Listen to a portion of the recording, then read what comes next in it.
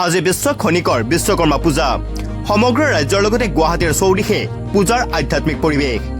আদাবাৰীৰ হৰাইঘাট হুণ্ডাইতো বিশ্বকৰ্মা পূজাৰ আড়ম্বৰপূৰ্ণ আয়োজন বিশ্বকৰ্মাৰ আশীষ বিচাৰি সকলোৱে আগবঢ়ালে নৈবেদ্য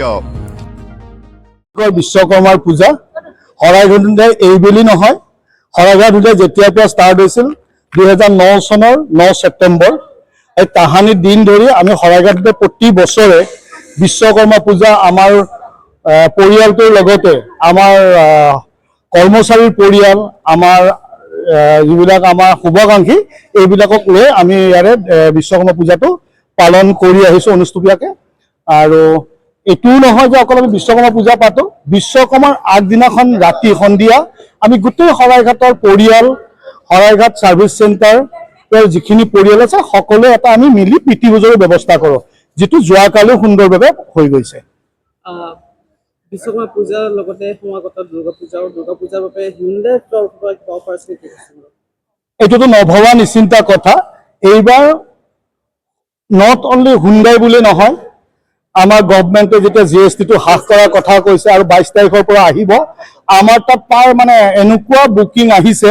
আমি এতিয়া সব বুকিং আমি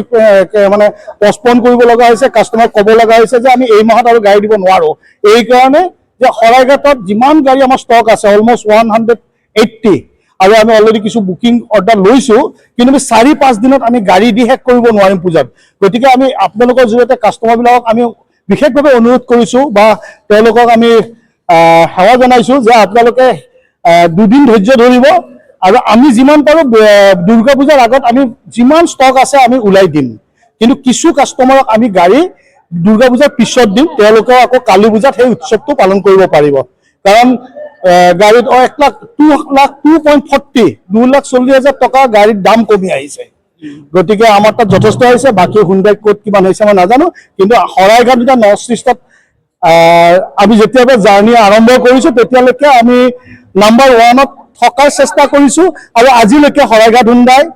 not only sale service number 1তে আছে গুৱাহাটীৰ পৰা ৰাণা চৌধুৰীৰ report news any 365 Stay informed, stay ahead. News Any 365.